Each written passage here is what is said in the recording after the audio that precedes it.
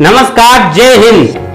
बहुत बहुत शुभकामनाएं 12th साइंस के बच्चों को। राजस्थान बोर्ड की आज 12th साइंस की पहली परीक्षा के रूप में साइंस के बच्चों के लिए आज भौतिक विज्ञान फिजिक्स का पेपर था और पेपर बहुत ही विद्यार्थियों के अनुरूप हुआ है। इस बात की ढेर सारी शुभकामनाएं।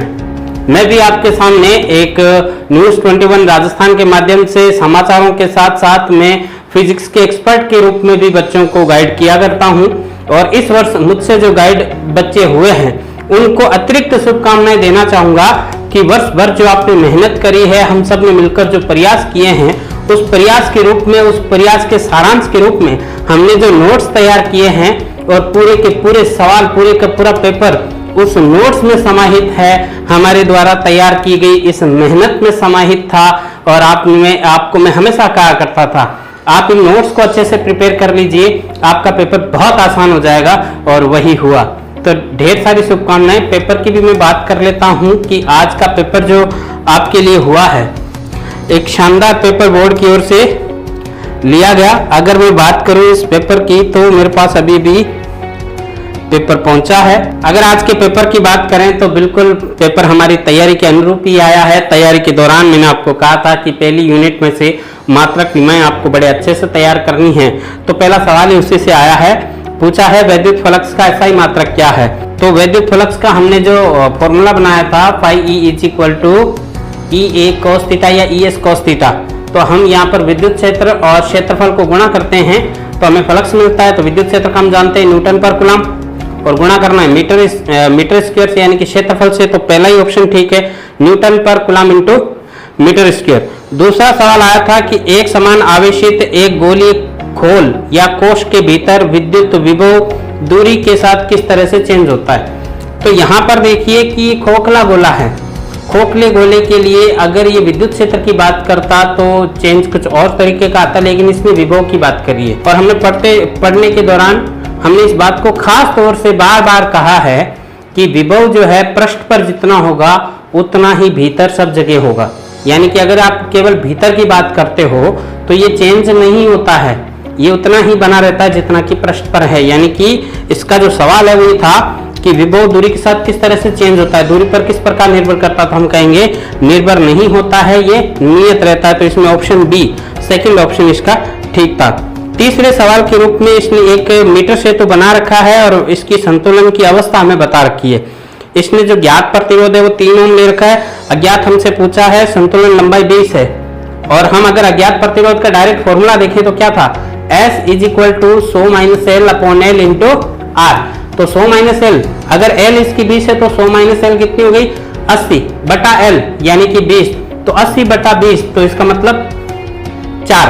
और गुणा करना है उसको ज्ञात प्रतिरोध से, तो 4 को गुणा करो 3 से, कितना हो गया 12। तो इसमें थर्ड ऑप्शन 12 ओम राइट आंसर है। फिर चौथे सवाल की इसने पूछा है निर्वात की विद्युतशीलता और निर्वात की चुंबकशीलता का प्रकाश के वेग से संबंध। मैंने आपको लिखा था C = 1/√ε0 × μ0। तो अगर इसने सीधा वैसा C का दिया नहीं, C² का दिया है, तो अगर आप स्क्वायर कर रहे हो तो उधर का आपका जो अंडर रूट है वो हट जाएगा। यानी कि हमारे पास जो सेकंड ऑप्शन है वो राइट आंसर है। C² = 1/μ0 × ε0। और अगर बात करें पांचवें की, मैंने आपको गुणधर्म लिखवाया था, उसमें खास तौर से इस बिंदु को इंगित करके बोला था कि अगर स्थिर आवेश है तो अपने चारों ओर केवल विद्युत क्षेत्र उत्पन्न करेगा और अगर गतिमान आवेश है तो अपने चारों ओर विद्युत क्षेत्र के साथ साथ चुंबकीय क्षेत्र भी उत्पन्न करता है। तो इसमें ऑप्शन थर्ड ठीक है। और फिर भंवर धाराओं का उपयोग रेलगाड़ियों के ब्रेक में भी होता है, प्रेरण भट्टी में भी होता है, विद्युत चुंबकीय अवमंदन में भी होता है, यानी कि इन सब में भंवर धाराओं का उपयोग होता है। तो छठे के अंदर डी ऑप्शन जो है वो आपका ठीक है। फिर इसमें सातवें की अगर हम बात करें तो ये था माध्यम 1 से माध्यम 2, यानी कि माध्यम 1 का 2 के सापेक्ष अपवर्तनांक N12 है। तो इन दोनों माध्यमों के युगल के लिए क्रांतिक कोण IC ये है, तो आपको मतलब IC है, तो आपको इन दोनों के बीच में संबंध निकालना है। देखिए क्रांतिक कोण का अगर हम बात करें तो क्रांतिक कोण के लिए हम जानते हैं कि sin IC = उसका जो अपूर्णांक होता है माध्यम का वही होता है। तो यहाँ सीधा सीधा ही आप देख सकते हैं ये ऑप्शन जो है पहला ऑप्शन ही ठीक है, N12 is equal to sine IC, ये पहला ऑप्शन इसका ठीक है। और फिर देखिए 7वां सवाल हमने ग्राफ बहुत अच्छे से बनाए थे प्रकाश विद्युत प्रभाव के। इसमें किस किस के बीच में पूछा, देखो प्रकाश विद्युत प्रभाव के प्रायोगिक अध्ययन में आपतित विकिरण की तीव्रता आई चेंज हो रहा है देखिए के लिए पट्टिका विभव और प्रकाश विद्युत धारा में संबंध बताइए।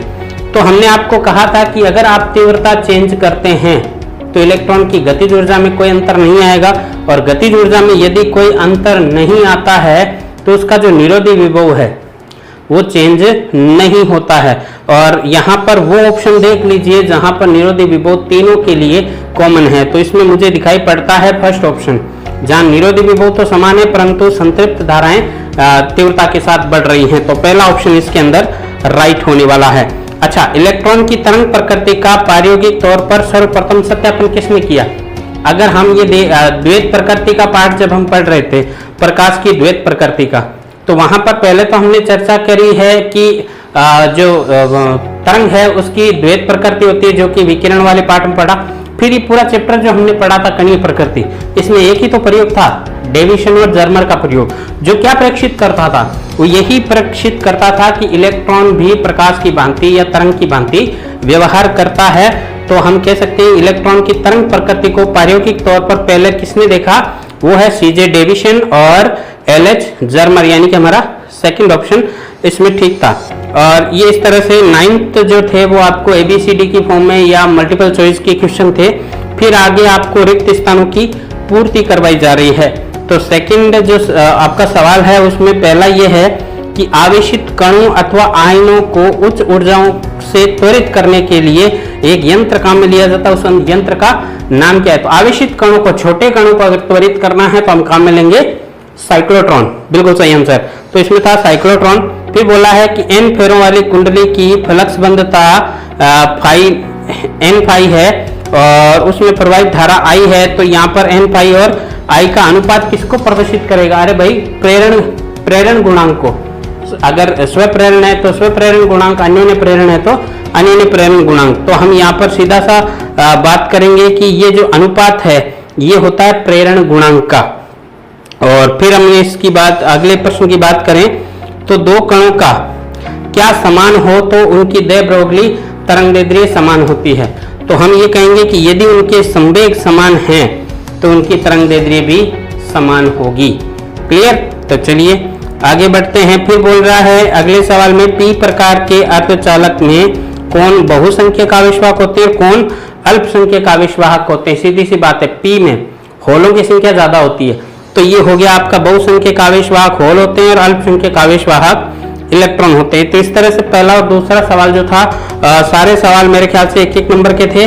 और टोटल ये सवाल आपके 4 तो इसमें हो गए और 9 उसमें थे, तो 13 सवाल 1-1 नंबर के ये हुए हैं। आप देखो कितनी आसानी से डायरेक्ट पुट करके आंसर देना था, बहुत सरल से थे। आगे फिर छोटे प्रश्न आगे बोल रहा है मिलीकन तेल की बूंद के प्रयोग में बूंद का आवेश इतना है, तो आप बताओ कि उसमें इलेक्ट्रॉनों की संख्या कितनी है? डायरेक्ट आप बता सकते हैं कैसे? इलेक्ट्रॉनों की संख्या निकालनी है तो Q = Ne का सूत्र है हमारे पास, N का निकालना है। तो हम इसमें क्या कर देंगे, Q/E, यानी कि जितना चार्ज है उसमें 1.6 × 10⁻19 का भाग दे देंगे।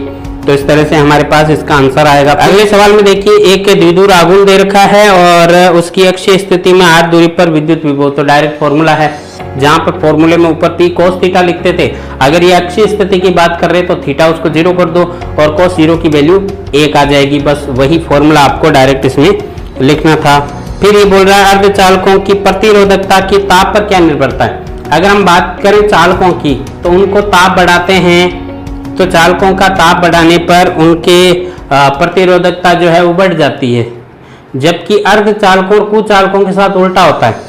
अगर हम इनका ताप बढ़ाते हैं तो इनकी चालकता बढ़ जाती है, यानी कि प्रतिरोधकता घट जाती है। तो हमें इसमें आंसर ये देना है कि अर्धचालकों की प्रतिरोधकता की ताप पर निर्भरता, तो हम कहेंगे ताप के साथ प्रतिरोधकता घट जाती है। फिर हमारे पास सवाल था कि दो सेल हैं जिनके विद्युत वाहक बल E1 E2 हैं और आंतरिक प्रतिरोध R1 R2 हैं, दोनों को यदि समांतर क्रम में संयोजित किया गया है तो तुल्य विद्युत वाहक बल बताइए। तो तुल्य विद्युत वाहक बल का डायरेक्ट आपको लास्ट आंसर का जो फॉर्मूला है वो यहाँ पर आपको पुट करना है। फिर एक गैल्वेनोमीटर को वोल्टमीटर में किस तरह से रूपांतरित किया जाता है। देखिए वोल्टमीटर वह युक्ति होती है जिसमें से कोई धारा प्रवाहित नहीं होनी चाहिए। सिंपल सा है, अगर आपको वर्ड में या शब्दों में इसका आंसर देना तो आप ये कहिए कि इसके समांतर क्रम में हम एक अल्प प्रतिरोध शंट लगा देते हैं जिससे कि ये वोल्टमीटर के रूप में रूपांतरित हो जाता है। फिर हमारे पास सवाल था कि किसी धारावाही वर्ताकार पोष के कारण चुंबकीय क्षेत्र रेखाओं का चित्र बनाइए। देखिए विद्युत धारावाही पोष बनाना है आपको, वर्ताकार पोष, इसके कारण चुंबकीय क्षेत्र रेखाएं बनानी। तो ध्यान दीजिएगा, अगर हम इस तरह से कुंडली बनाते हैं तो चुंबकीय क्षेत्र रेखाएं ठीक बिल्कुल वैसी होती हैं जिस तरह से कि आपका कोई छड़ चुंबक हो, लेकिन वो पोष है, एक ही फेरा है उसके अंदर। अगर तो हम उसके अंदर इस तरह से कुंडली बनाएंगे और चुंबकीय बल रेखाएं उसमें से गुजारेंगे इस तरह से। अब बीच वाली को आप बिल्कुल सीधी रखें, बाकी दोनों और इस तरह से कर्व करते चलें, इस तरह से नीचे भी इस तरह से होगा। और एक चाहें तो आप सबसे ऊपर की जो बल रेखा है उसको राउंड शेप में कर सकते हैं। और फिर है फैराडे का विद्युत चुंबकीय प्रेरण नियम लिखिए। कौन सा लिखूं भाई, फर्स्ट या सेकंड? फैराडे का विद्युत चुंबकीय प्रेरण नियम आपको पूछा है तो दो नियम हैं और इसमें क्लियर नहीं किया है कौन सा लिखना है। तो आप इसके अंदर क्या करेंगे, सेकंड वाला लिखेंगे, ठीक है, क्योंकि फर्स्ट केवल इंट्रोडक्शन देता है तो इसमें हमें सेकंड वाला लिखना था। फिर है किसी त्रिभुजाकार प्रिज्म के लिए आपतन कोण और विचलन कोण के बीच में ग्राफ बनाइए। यू आकार, सभी प्रिज्मों के लिए यही आएगा, यू होगा, यानी कि एक विचलन कोण न्यूनतम, एक विशेष आपतन कोण पर न्यूनतम विचलन कोण प्राप्त होता है और बाकी दोनों और वो जो हैं एक आपतन कोण के लिए दो विचलन कोण, एक विचलन कोण के लिए संगत दो आपतन कोण प्राप्त होते हैं, यानी कि यू आकार का बनेगा। फिर सेक्शन आपका बी आ जाता है जिसमें प्रश्न जो हैं आपको 1.5 नंबर के मिल रहे हैं। पहले में तो आपको पूछा है कि एक समांतर प्लेट संधारित्र की प्लेटों का क्षेत्रफल a और बीच की दूरी d है, तो इसकी धारिता निकालनी है, डायरेक्ट निकालना है, ε0/d। ये लास्ट फॉर्मूला आना चाहिए, आपको चित्र बनाना है और डेरिवेशन करके लास्ट में निकालना है। फिर 5वें में आपको एक न्यूमेरिकल टाइप में दे दिया है कि तुल्य धारिता निकालो, तो धारिता निकालनी है। तो ध्यान दीजिए समांतर क्रम है तो हम सूत्र लगाएंगे 1/c = 1/c1 + 1/c2 और समांतर क्रम में तो डायरेक्ट हम उनको जोड़ेंगे। तो आप इनको सरलता से देख सकते हैं कि देखिए ऊपर के जो दो 40-40 के हैं वो श्रेणी क्रम में हैं, तो अगर आप इनको 1/c1 1/c2 के फॉर्मूले से करेंगे तो इनका आ जाएगा 20। और नीचे भी दो जो बना रखे समांतर वाले इनको डायरेक्ट जोड़ो आप, क्योंकि समांतर क्रम में डायरेक्ट जुड़ता है c1 + c2, तो देखो 20 और 20 40 हो गए। फिर इसके श्रेणी क्रम में एक 40 का और लगा तो 40 और 40 इनका भी अगर जोड़ोगे तो 20 हो जाएगा। अब ऊपर 20 नीचे 20 दोनों कैसे हैं, समांतर क्रम में। समांतर क्रम में क्या होता है, डायरेक्ट जुड़ते हैं, तो इसका मतलब टोटल आंसर आपका आएगा 40 माइक्रोफेरेड, ठीक है। और फिर आपका 5वें के बाद छठा क्वेश्चन है, इलेक्ट्रॉनिक परिपथों में कार्बन प्रतिरोध व्यापक रूप से उपयोग में लाए जाते हैं, क्यों? इनके कारण लिखने। पहला, इनकी क्या होता है कि गलनांक बहुत उच्च होता है तो जल्दी गलते नहीं है। दूसरा, इनकी अगर आप लिखना चाहें तो ये लिख सकते हैं कि इनसे छोटे आकार में भी अधिक मान के हम जो है प्रतिरोध बना सकते हैं। अगर यही प्रतिरोध हम अन्य किसी धात्विक तार से बनाएं तो उसकी ज़्यादा लंबाई चाहिए होगी यदि हमें ज़्यादा मान का प्रतिरोध बनाना है। कार्बन प्रतिरोध के साथ ऐसा है कि हम छोटे आकार में भी ऐच्छिक मान का या बड़े मान का प्रतिरोध हम इसका बना सकते हैं। फिर आपको देखिए अगला सवाल था, यदि प्रत्येक 12 ओम प्रतिरोध के 12 प्रतिरोधक के घनीय, ये घन वाला डायरेक्ट आ गया था, बोर्ड परीक्षा 2017 में डायरेक्ट आया था। उसके बाद इसको एनसीईआरटी की बुक में भी शामिल किया गया। इसको हमने शायद आपको 2 से 3 बार इसकी प्रैक्टिस करवाई और डायरेक्ट आपको ये मिला है। बस आप इसमें मान देख लेना क्या है, हमने 1 ओम का करके देखा था तो शायद इसमें भी 1 ओम का ही होगा। फिर है एक अवतल दर्पण की फोकस दूरी f और वक्रता त्रिज्या r है, तो संबंध स्थापित कीजिए। तो डायरेक्ट आपको जो डेरिवेशन बताया गया है r = 2f आपको सिद्ध करना है, तो पूरा वो आपको इसके अंदर लिखना था। फिर है यदि 20 सेंटीमीटर फोकस दूरी के दो संपर्क में रखे लेंसों की तुल्य फोकस निकालने के लिए आपको बताया था 1/f = 1/f1 + 1/f2। ऐसा करोगे, लेकिन बस यहाँ पर चिन्ह परिपाटी का ध्यान रखना है। उत्तल का बोल रहा है तो पॉजिटिव लेना कि नेगेटिव, और अवतल का बोल रहा है तो पॉजिटिव कि नेगेटिव। तो ध्यान दीजिएगा, उत्तल की अगर बात करें तो पॉजिटिव होगा, अवतल की अगर बात करें तो ये नेगेटिव होगा। तो अगला क्वेश्चन आपके आइंस्टीन प्रकाश विद्युत समीकरण के दो प्रेक्षण, मैंने आपको जो सारे प्रेक्षण लिखवाए उनमें से कोई दो लिखने थे आपको। और 100 वोल्ट के विभवांतर पर त्वरित इलेक्ट्रॉन की दे ब्रोगली, तो ये डायरेक्ट फॉर्मूले से हो जाएगा दे ब्रोगली वाला। और सारे अर्धायु काल में और उसमें संबंध डायरेक्ट लिखवाया हुआ और डेरिवेशन से निकाला भी है। आगे आप देखेंगे वोल्टा नियंत्रक के रूप में कैसे उपयोग करेंगे, हमने डायग्राम भी बनाया, थ्योरी भी लिखी इसकी। और आगे जो गेट दे रखा है उसकी सत्यमान सारणी बनानी है, बिल्कुल आसान सा है। और फिर आगे बढ़ते चले तो और सरल आते जाते हैं कि एक द्विध्रुव को पोजीशन दी गई है तो इस पर बलागुण निकालना है। तो द्विध्रुव हमने जो नोट्स बनाए हैं उसमें भी लगभग इसी तरह का किया है कि विद्युत क्षेत्र में किसी एंगल पर द्विध्रुव रखा है और उस पर बलागुण हमें निकालना था। तो वही परिस्थिति दे रखी चित्र से, आपको कंफ्यूज नहीं होना है। और उसके बाद इसी के ऑप्शन में, अच्छा इसके ऑप्शन में गाउस का नियम लिखना था और अनंत रेखीय चादर के कारण आपको विद्युत क्षेत्र ज्ञात करना था, तो वो भी डायरेक्ट आप लिख सकते हैं उसके अंदर। फिर एक एल लंबाई की धात्विक छड़ एक समान चुंबकीय क्षेत्र में रखकर इसे v वेग से चलाए जाए तो प्रेरित विद्युत वाहक बल या गतिक विद्युत वाहक बल निकालना है। छड़ के लिए डायरेक्ट सीधा चला रहे हो तो वो इसमें आप निकाल सकते हो। और इसके बाद अगर हम बात करें इसके अथवा में ही है तो n फेरों वाले a अनुप्रस्थ काट वाली आयताकार कुंडली को एक समान चुंबकीय क्षेत्र में ओमेगा कोणीय वेग से गुणन कराएं तो प्रेरित विद्युत वाहक बल का मान निकालिए। ये भी डायरेक्ट है। तो दोनों ही मैंने आपको वहाँ पर कहा भी था कि इसमें से बड़ा क्वेश्चन जो आपको तैयार करना है वो इसी कैटेगरी का आएगा। फिर द्रव्यमान क्षति एवं नाभिक की बंधन ऊर्जा से इनकी पहले परिभाषा लिखनी है। फिर जो आपको ग्राफ बनाया गया है प्रति न्यूक्लियन बंधन ऊर्जा का द्रव्यमान संख्या के साथ, तो वो आपको बनाना है। पहले जिगजिग सा आता है और उसके बाद एक निश्चित मान के बाद या एक निश्चित परास में वो हाईएस्ट रहता है और उससे ऊपर या नीचे वो कम रहता है। और 4 के गुणांक जो द्रव्यमान संख्याएं हैं उन पर आसपास से थोड़ा ज़्यादा आपको जैक दिखाना है।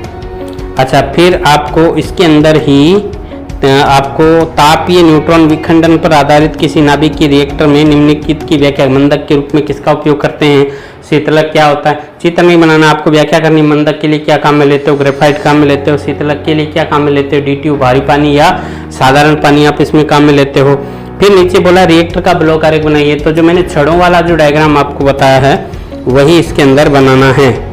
चलिए फिर अगर बड़े वाले सेक्शन की बात करें सेक्शन डी में, तो संयुक्त सूक्ष्मदर्शी का नामांकित आरेख बनाना है, इसका वर्णन करना है, आवर्धन सूत्र निकालना, मतलब पूरा हमने जैसा लिखा है नोट्स में वो सारा इसके अंदर लाना है। दूरदर्शी का सवाल है अगला अथवा में, तो वो इसी की तरह से है और पूरी उसकी भी आवर्धन क्षमता में निकालनी है। तो 20वां जो सवाल है वो पीएन संधि की अग्र और 22 पश्च 22 और अग्र 22 क्या हैं, इनके VI लक्षण आरेख बनाने हैं, जो मैंने आपको बोला था VI आरेख। और इसके बाद देली कट या इन वोल्टा क्या है, भंजन वोल्टा क्या, देली वोल्टा क्या है और भंजन वोल्टा क्या है, वो इन ग्राफ के अंदर आपको डिनोट करनी है। और दृष्टिकरण इससे सरल जो सबसे लास्ट ये ऑप्शन आप ले सकते थे, इस क्वेश्चन के ऑप्शन में आपके पास आया है कि दृष्टिकरण से आप क्या समझते हैं, अर्ध तरंग दृष्टिकारी का परिपथ चित्र बनाओ, कार्य प्रणाली लिखो और निवेशी वोल्टा निर्गत वोल्टा का तरंग चित्र बनाओ। बिल्कुल जैसा हमने अपने नोट्स में लिखा है ठीक वैसा ही। तो मैं एक बार फिर आपको शुभकामनाएं देता हूं। आप ऐसा मत सोचिए कि मैंने आपको जो बड़े प्रश्न हैं उनको यहाँ सोल्व करके नहीं दिखाया है। अभी समय के अनुरूप मैं जिस परिस्थिति में जिस जगह हूँ वहाँ मैं केवल आपको मुखातिब ही आपके बीच हो सकता हूँ, मेरे पास लिखने का साधन नहीं है। लेकिन अगर आप चाहते हैं कि किसी सवाल का आप विस्तृत आंसर चाह रहे हैं, आप चाहते हैं कि मैं आपको पूरा आंसर जो है वो लिख कर बताऊँ, तो आप ये जो व्हाट्सएप नंबर आपको दिखाई दे रहे हैं, इन व्हाट्सएप नंबर पर आप मुझसे सरलता से संपर्क कर सकते हैं। जैसे ही मेरे पास समय होगा मैं अवश्य ही आपके सवालों का जवाब दूंगा। और मैं आप सभी को संबोधित कर रहा था, मुझे पता है कुछ ऐसे स्टूडेंट या ऐसे अभिभावक भी मुझे देख रहे हैं जो मुझसे शायद प्रत्यक्ष रूप से परिचित नहीं हैं। आपको नमस्कार। मैं आपको बता दूं कि इसका विस्तृत आंसर यदि आप चाहते हैं तो तो मैं आपको व्हाट्सएप पर उपलब्ध करा दूंगा। और पेपर आपका बहुत ही शानदार हुआ है। अब पूरी चर्चा के दौरान आप देखिए फ्लुएंटली हम यही कहते आए कि डायरेक्ट पुट करो, वहाँ से डायरेक्ट लिखवाया हुआ है, डायरेक्ट लिखवाया हुआ है। इसका मतलब मैंने जो आपको कहा था कि नोट्स बनाते समय, ये जो नोट्स आप बना रहे हो बच्चों, हम नोट्स बनवाते समय आपको खास तौर से हम आपके लिए मेहनत इस बात की कर लेते हैं कि किसी टॉपिक पर अगर हमें क्लास में बात करनी है तो जितने संभव माध्यम हो सकते हैं उन सभी माध्यमों से हम सारगर्भित रूप लाते हैं और समुद्र मंथन के बाद एक शानदार उस टॉपिक का नोट्स आपको लिखवाते हैं। तो न केवल इस वर्ष के लिए, न केवल मेरे साथ, मैं सबके साथ यही कहूँगा 12th के बच्चों, जो आप नोट्स लिखते हो उसके पीछे आपके शिक्षक की बड़ी शानदार मेहनत होती है। वो एनालाइज करते हैं, वो हर साल के पेपर देखते हैं, वो कई माध्यमों से पढ़कर उस बात का सारांश निकालते हैं और सारांश ही नहीं निकालते, वो आपके लिए जितना सरलतम हो सकता है उतना सरलतम रूप से उसके अंदर लिखवाते हैं। तो आपका नोट्स आपकी गीता है, आपका बाइबल है, आपकी कुरान है। इन नोट्स से आप बहुत लगाव रखिए। मैंने प्रत्यक्ष रूप से जिन बच्चों के साथ इस वर्ष पढ़ाया है उन्हें मैंने हमेशा कहा है कि नोट्स की बहुत कदर कीजिए, इन नोट्स को बहुत सेफ रखिए, इन नोट्स को बहुत शानदार बनाइए, इस कॉपी को बहुत महान और इज्जत देते हुए आप तैयारी कीजिए। तो आपकी जो एग्ज़ाम होंगे वो बहुत बढ़िया होंगे। जिन्होंने इसका अनुसरण किया है उनके मेरे पास फ़ोन कॉल्स भी आए हैं और बहुत अच्छा लगा उनसे बात करके कि उनका पेपर बहुत अच्छा हुआ। यदि आप इस पेपर के संदर्भ में या किसी भी फिजिक्स के संदर्भ में कुछ और भी बात मुझसे करना चाहते हैं तो आप निश्चित रूप से कर सकते हैं। जैसा कि मैंने बताया ये मेरा ओपन व्हाट्सएप नंबर है, इस पर आप मुझे संपर्क कर सकते हैं। चलिए मिलते रहेंगे न्यूज़ 21 राजस्थान के माध्यम से तो मिलते ही हैं। और फिजिक्स भी एक ऐसा प्लेटफॉर्म मेरे जीवन में मेरे लिए ये है जिसे मैं छोड़ नहीं सकता। हालांकि मैं प्रोफेशन मेरा शुरू से मेरा टीचिंग का रहा है, लेकिन अभी कोरोना काल के दौरान मेरी एक जो बहुत हार्दिक इच्छा थी वो न्यूज़ के लिए या यूँ कह सकते हो कि जर्नलिज्म के लिए, वो भी उभर कर बाहर आई। उसमें भी हमने ट्राई किया, उसमें भी हमने झंडे गाड़े हैं, मुकाम पाया है। लेकिन ये फिज़िक्स हमेशा साथ थी, है, रहेगी और मैं हमेशा आपके साथ रहूँगा।